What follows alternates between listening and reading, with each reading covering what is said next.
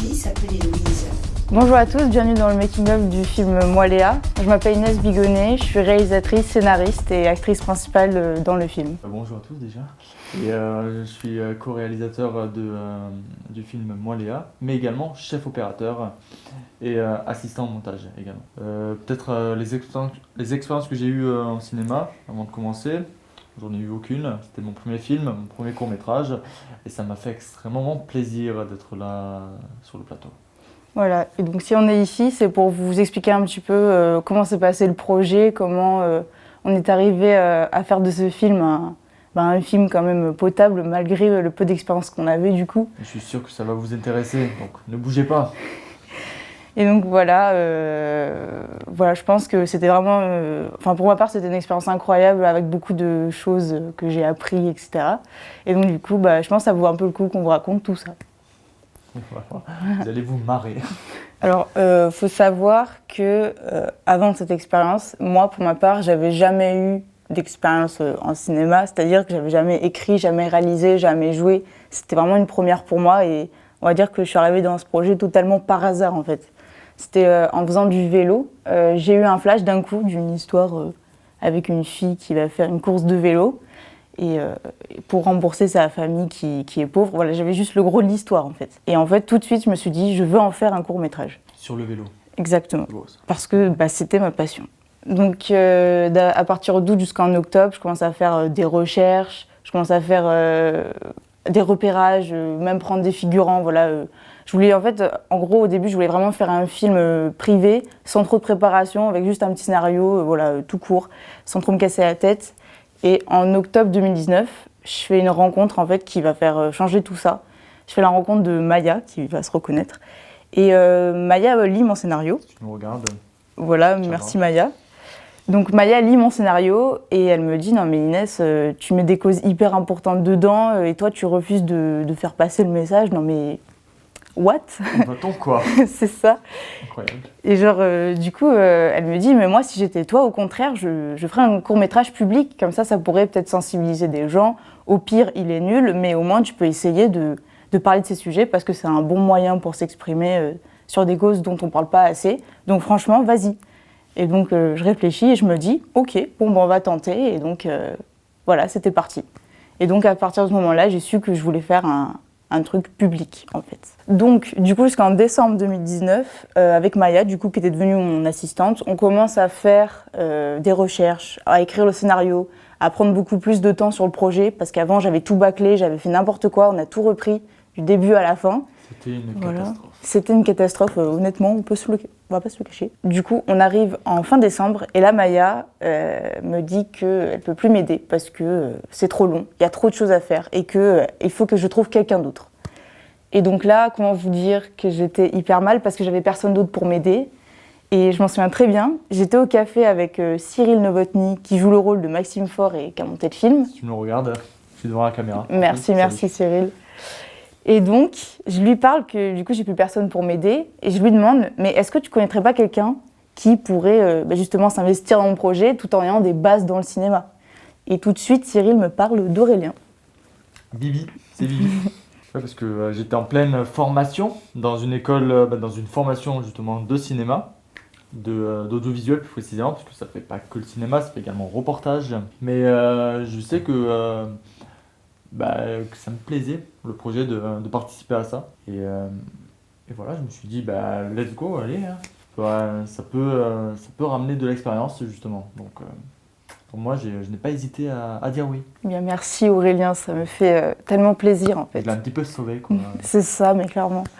Et Aurélien, pourquoi, qu'est-ce qui t'a plu dans le projet? Raconte. Qu'est-ce qui m'a plu dans le projet? Allez, à toi. Une nouvelle question. Yes, super. Alors, qu'est-ce qui m'a plu dans le projet? Évidemment, c'était déjà, t'étais très jeune pour faire un projet comme ça, donc j'étais quand même assez curieux de voir ce que ça allait rendre quand même. Et puis ensuite, ça serait quand même, ça aurait été aussi une expérience dans le cinéma, parce que bon, même si c'est quand même amateur et tout. Je savais que voilà, en s'investissant, qu'on pouvait faire de belles choses et tout, et que voilà, ça. De toute façon, voilà. Et puis puis j'avais le temps, quoi, j'avais le temps. Donc voilà, je me suis dit, ben, voilà, quitte à être chez moi, ben, être dans une garrigue à 40 degrés, quoi. Je me suis dit, mais on est mieux dans une garrigue que dans une piscine, merde! C'est sûr. Ah ouais. Ouais, ça. Donc ouais, c'est vrai qu'il a fait chaud quand on a tourné. Après, du coup, on était en janvier, du coup, quand j'ai proposé le projet à Aurélien. Et à partir de là, dès qu'il m'a dit ok, c'est bon pour moi, j'accepte. Du coup, toi, tu es allé demander à l'IMCA si on pouvait avoir leur matériel. Exactement. Voilà. Je leur ai dit les dates, ils ont paniqué. Parce que j'ai pris le matériel pendant 2 mois. Ils ont dit oula, ça va faire beaucoup. Et finalement, merci à l'IMCA parce que c'est un peu grâce à eux que le projet a pu aboutir. Et oui. Voilà. Donc merci à eux. Et moi, de mon côté, du coup, je me dis, ok, ça va être un gros projet, du coup, puisqu'on va avoir du matériel, on commence à avoir une vraie équipe, du coup, parce qu'Aurélien avait des contacts. Exactement. Voilà. Vous avez également une excellente maquilleuse. Voilà, Maëlle, si tu passes par là, merci à toi. Si elle nous regarde. Donc voilà, on a commencé du coup à former l'équipe technique, donc on était de plus en plus. On a commencé à avoir des conférences de presse pour faire la promotion de la cagnotte Litchi. Pour vous dire que ça volait très haut quand même. Et ouais. Donc ouais, on était interviewés, etc. Donc après aussi, moi, j'ai commencé à avoir des rendez-vous dans le bureau de la police administrative pour bloquer des rues. Donc ça, je m'en souviendrai toute ma vie parce que... Bah ça, c'est juste parce voilà. qu'elle avait volé un paquet de bonbons dans un... Ah non, ça, c'est pas vrai. Ça n'a rien à voir avec le film, ça. Ouais. Oui, non, mais voilà. Non, mais genre, après, voilà, c'est pas tous les jours qu'on bloque des rues, surtout quand on a 16 ans, c'est un peu bizarre. Mais bref, en tout cas, voilà, donc je suis allée dans le bureau et on a commencé à bloquer des rues pour le tournage. Ensuite aussi, on a commencé à avoir des partenaires. Alors ça, c'était une première parce que j'avais jamais contacté des associations ni rien, c'était aussi une première pour moi. Et on a eu vraiment quand même pas mal de partenaires, quand même 6, c'est pas mal et tout. Donc merci à eux parce qu'ils ont tous pratiquement financièrement participé à ce projet. Donc merci à eux pour leur confiance, etc. Et donc voilà, en fait, en gros, du mois de janvier jusqu'à la mi-mars, c'était l'explosion du projet, les préparations, les rendez-vous avec la mairie, les journaux, enfin bref, voilà, l'explosion. Je peux vous dire qu'on a beaucoup travaillé quand même. Hein. Ah ouais. Et puis toi, du coup, tu faisais le planning. Exactement, le planning qui, ma foi, a été plutôt respecté et qui était un planning assez large, évidemment. Exactement. Voilà, parce qu'on était tous débutants, donc on s'est laissé le temps tranquille. Et du coup, entre-temps, avec la metteur en scène, on commence à trouver les principaux acteurs du film. Je trouvais que c'était intéressant de vous raconter comment on les a trouvés, parce que pour les 4, c'était un petit peu un peu la galère, on va pas se mentir. Donc la première qu'on a trouvée, c'est Capucine Carlos. Alors Capucine Carlos, je la connaissais depuis assez longtemps parce que j'avais déjà joué dans une pièce de théâtre avec elle. Et cette fille, en fait, j'ai tout de suite pensé à elle pour le rôle de Louise, donc la fille qui était Asperger. Parce que Capucine, quand elle joue, elle a une espèce de force, en fait, je trouve. Parce qu'elle peut se mettre à être toute douce et tout. Et d'un coup, elle se met à hurler et ça surprend tout le monde. Et moi, je me rappelle, ça m'avait vraiment surprise. Moi, ça m'a fait peur, surtout. Hein. Voilà, quand on joue avec elle, c'est très impressionnant. Donc, je me suis dit, je veux une fille comme ça qui peut péter les plombs à tout moment. Donc, j'ai pensé à Capucine. Donc, Capucine a tout de suite accepté la proposition. Et du coup, avant, évidemment, j'ai dû lui expliquer ce que c'était, le syndrome d'Asperger, les symptômes et tout, pour qu'elle puisse bien l'adapter dans son jeu. Et après, voilà, elle m'a fait une interprétation, je trouve, très juste et très réussie. Enfin, moi, en tout cas, je suis très contente de ce qu'elle a fait. Je suis d'accord avec toi, c'était très juste et très réussi. Donc voilà, merci à toi, Capucine, d'avoir participé à ce projet. La deuxième qu'on a trouvée, c'était pour le rôle de Eva. Donc c'est la première fois que je suis allée voir Aurélien pour lui parler du projet. J'étais en pleine recherche d'une fille pour jouer le rôle de Eva, du coup, qui est la petite fille de Léa. Et Aurélien me dit qu'il connaît quelqu'un qui s'appelle Anaïs Duclos.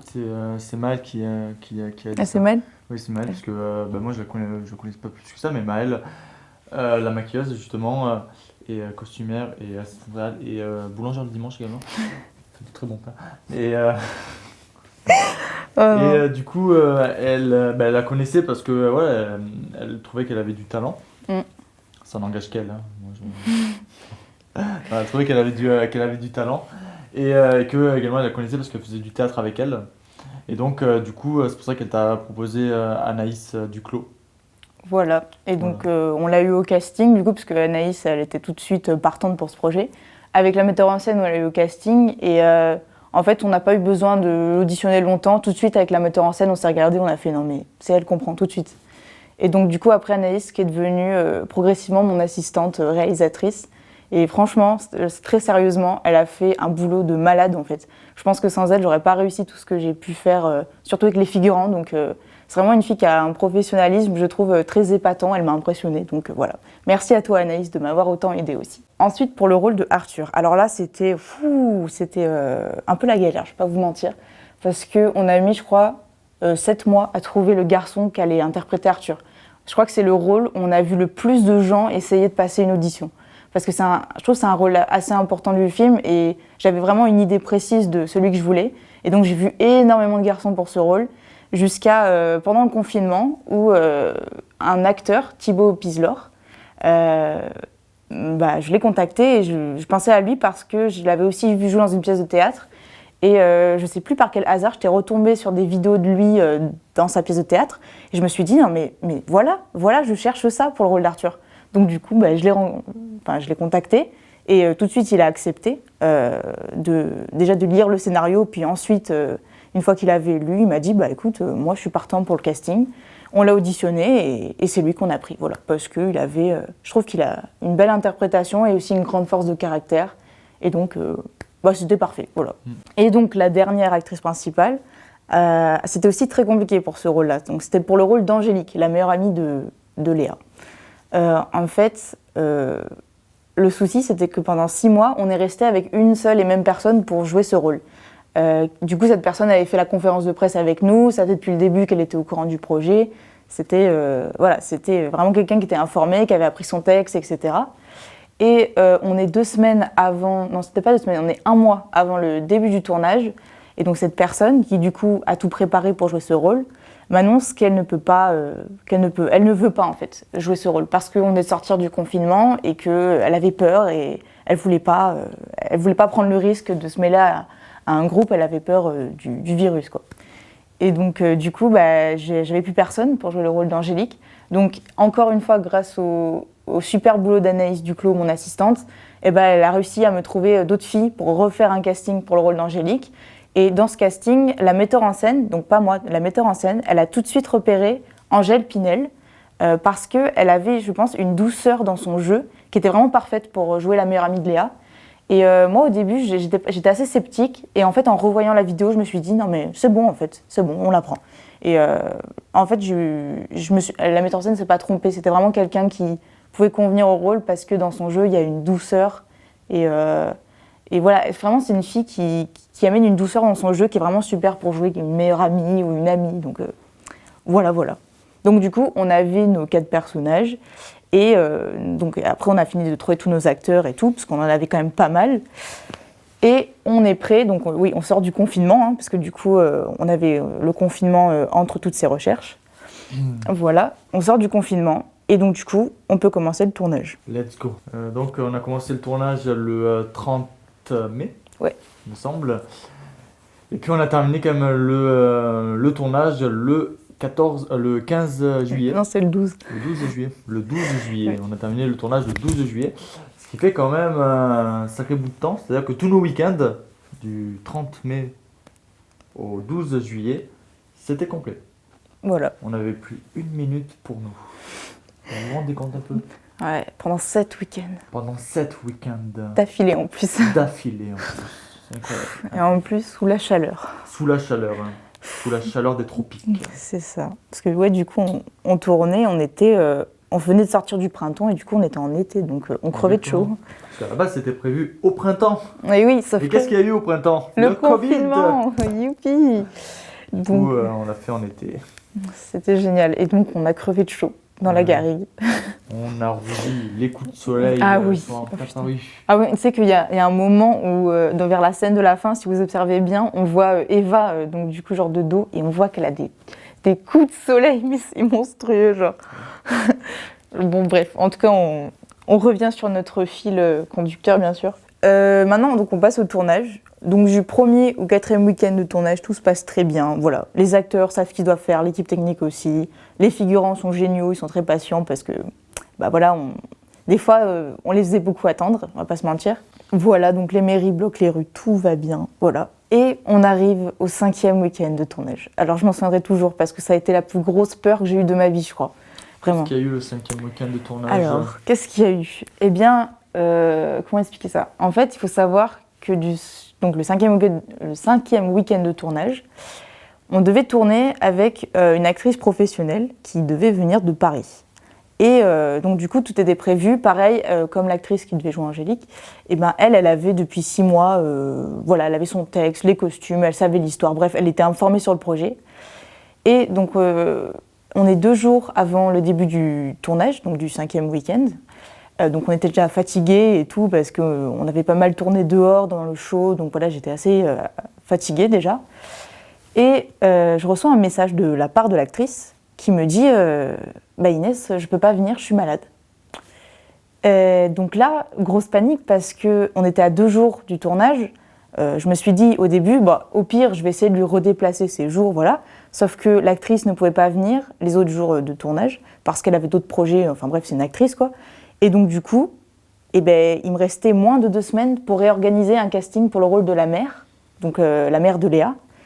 Et comment dire que ça me paraissait impossible en fait, parce qu'il fallait trouver des adultes, et trouver des adultes pour jouer dans un film comme moi, bah, c'est pas facile. Et en plus, en moins de 2 semaines quand même. Et c'était très court et très stressant. Donc là, j'ai eu la panique de ma vie. On va dire que j'ai vraiment cru que le projet allait s'arrêter là, que j'allais réussir à trouver personne pour le rôle de la mère. Parce que vraiment, 2 semaines, je sais pas si vous vous rendez compte, mais moins de 2 semaines du coup. C'était quasiment impossible. Fallait vraiment. J'avais le tournage entre et tout, j'avais d'autres préparations à faire. C'était vraiment la catastrophe, quoi. Et donc, je me souviens d'avoir passé mes journées à chercher quelqu'un. Et je crois que c'était 5 jours avant le début de son tournage, on a trouvé Delphine Potier, donc merci à elle, pour remplacer l'actrice du coup de Paris qui n'a pas pu venir. Et donc du coup, Delphine a dû tout apprendre comme ça d'un coup en moins de 5 jours. Elle a dû tout apprendre, ce qu'une actrice avait appris en 6 mois. Donc tout va bien. Et je trouve que malgré le peu de temps qu'elle a eu, Delphine a fait un super travail. Elle a très bien remplacé, elle a très bien joué. Donc voilà, merci à elle parce que, en fait, elle a sauvé mon film aussi quand même, hein, on va pas se mentir. Ça en est bien sorti en effet. Voilà, exactement. Donc merci à toi Delphine. Et donc du coup, Delphine a clôturé le tournage avec nous, donc les 7 week-ends. Tout le monde était content, voilà, c'était génial. Des mois de travail clôturés, on va dire, la plus grosse partie du film faite. On s'est tous embrassés, enlacés, c'était la folie. On a tous applaudi, on était en mode mais non, mais on a réussi, mais c'est incroyable. Qui l'aurait cru? C'est ça. Mais c'est vrai, en plus, qui l'aurait cru au début, genre, quand j'avais aucune préparation, genre. Donc après le tournage, il y a eu évidemment le montage. Donc après 2 mois de tournage, 3 mois de montage, c'est un film qui a été long à monter, mais on voulait essayer quand même de faire un truc propre, malgré que ça reste quand même un laps de temps assez court, vu la quantité de films qu'il y avait et vu les rushs qu'on avait quand même. Il y avait quand même 52 minutes à monter, donc ce qui est quand même assez long, et donc 3 mois, sachant qu'on faisait pas que ça à côté. Donc voilà, c'était un petit peu la course et tout, parce que le confinement on a pris du retard à cause du confinement. Et il fallait que ça sorte le 6 octobre pour la première, où la date n'était pas décalée par contre. Donc c'est vrai qu'on a pris déjà 1 mois de retard.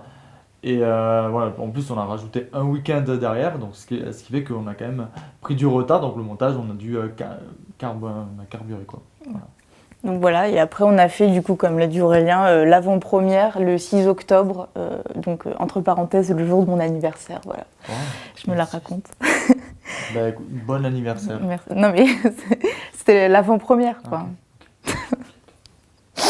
Enfin bref, et du coup donc on a fait l'avant-première au cinéma tranquillement, voilà, avec plus de 150 personnes dans la salle pleine, enfin journaliste, c'était la folie. La folie. Donc c'était. Tout le monde nous applaudissait. C'est ça. On est monté sur scène. Enfin c'était waouh. L'aboutissement de, on va dire de plus d'un an de travail quand même, hein, c'est pas mal. Aurélien, j'aimerais que si possible, tu dises brièvement ce que t'as apporté ce projet. M'a apporté? Oui, et le faire sérieusement, s'il te plaît. Ce que m'a apporté le film, que de bonnes choses en vrai. Non, en vrai, on a rencontré beaucoup de gens sur le tournage, beaucoup de personnes. Ça a été aussi des contacts et aussi également une expérience personnelle. Et puis voilà, ça nous a fait plaisir d'aider avec toute l'équipe. avec ouais, vraiment, on a une sacrée équipe. Donc vraiment, j'étais content de participer à ce projet-là et de ne pas être mis à l'écart quand même. Sans quoi, je l'aurais très mal pris. Mais non, je rigole. Mais voilà, ça, vraiment, on a passé de bons moments. On a fait des erreurs, tout le monde en a fait. Mm. Mais le principal, c'est que le film est sorti, qu'il est plutôt réussi dans l'ensemble. Ok, bon bah du coup, en tout cas moi pour ma part, du coup c'était vraiment une aventure incroyable parce que moi du coup je l'ai vécu de A à Z. Je suis partie d'un truc totalement au hasard à un film présenté au cinéma quand même, qui passait dans les journaux et tout. Donc c'était vraiment une expérience incroyable pour moi et bah, c'était génial en fait d'avoir pu réaliser ce rêve et d'être arrivé au bout avec toutes ces personnes, des super rencontres, des super souvenirs. Donc voilà, c'est que du bonus. Donc pour finir, du coup, je voulais vraiment remercier toute l'équipe. Donc Anaïs Duclos en tant qu'assistante réalisatrice, script. Donc merci à toi. Maëlle Sauton en tant que costumière, maquilleuse, assistante réalisatrice et figurante, oui aussi. Dans un plan, oui, on la voit. Avec son chapeau. Ah oui, c'est vrai en plus. Donc merci à toi Maëlle. Donc Loïc Alcaïs à la prise de son, Cyril Novotny au montage, Jean Rochette au montage photographie, donc l'affiche du film et tous les montages photos que vous avez pu voir dans le film, Sam Benet pour la direction d'acteur, Armand Faux pour les musiques du film et Léo Merle et Alain Dormeg pour la bande originale 7 autres que vous pourrez retrouver dans le générique de fin du film. Je suis cet homme. Je suis cette... Donc voilà, merci à vous parce qu'elle était trop belle cette chanson en fait, genre. Elle est magnifique. Très belle musique. Donc également remercier tous les acteurs, tous les figurants, toute l'équipe technique en général qui ont une patience de malade sur ce projet parce que voilà, c'est pas un projet qui se fait comme ça. J'ai dû beaucoup discuter avec pas mal d'entre eux, leur donner d'indications, leur dire de refaire ce qui allait pas. Et donc merci pour votre patience, pour votre professionnalisme. Ça m'a fait très plaisir de tous vous rencontrer. Parce que voilà, on est quand même, je crois, une soixantaine quand même en tout sur le projet, donc c'est pas mal en vrai. C'est beaucoup. Donc ça fait beaucoup de personnes à rencontrer et c'était génial en fait. Et voilà, en général, remercier toutes les personnes qui ont participé de près ou de loin à ce projet. Et merci à vous. Et pour finir, du coup, te remercier toi, Aurélien, pour tout en fait.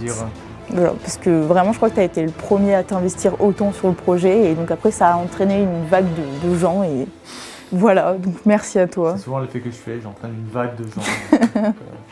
C'est ça. Donc ouais, merci à toi pour ta confiance, d'être allé au bout du projet, voilà. Et ouais, m'avoir fait confiance parce que j'avais 16 ans et que quand je t'ai présenté le projet, c'était pas encore ça, on va dire. C'était un peu brouillon, mais bon. C'était un peu brouillon. Y aller, pourquoi pas. Donc voilà, merci à tous et j'espère que le film va vraiment vous plaire parce que j'essaie de faire le maximum dans ce projet, de tout donner. Et je pense que voilà, j'espère que vous allez aimer. Et j'espère en tout cas que ça vous a donné envie de vous lancer dans vos projets aussi, malgré votre âge. Je pense que l'âge, ça peut être un frein comme ça ne peut pas l'être. Et moi, pour ma part, j'ai essayé de faire que ce n'était pas un frein. Et je pense que en arrivant au bout de ce film, j'ai démontré à beaucoup de gens que c'est pas l'âge qui va faire qu'on va pas arriver à faire de beaux projets. Donc n'hésitez pas quand vous avez des doutes à vous lancer. Et moi, comme je dis toujours, qui ne tente rien n'a rien. Donc voilà.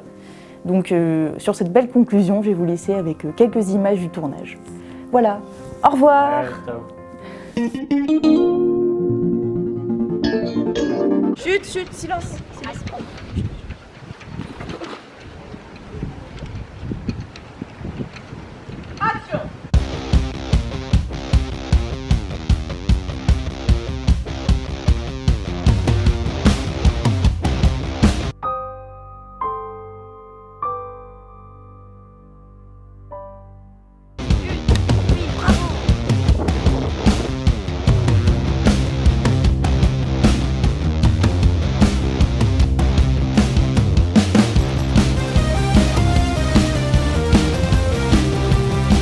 C'est le même plan, Aurélien?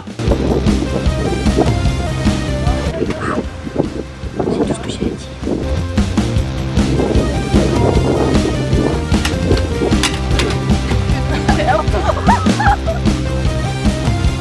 Ah oui, Loïc, on l'a oublié. Bon, Loïc est quelque part. Comme tu m'as dit.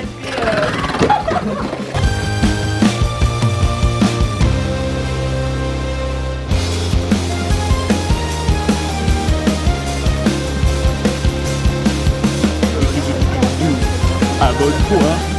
Pour moi, elle est bonne.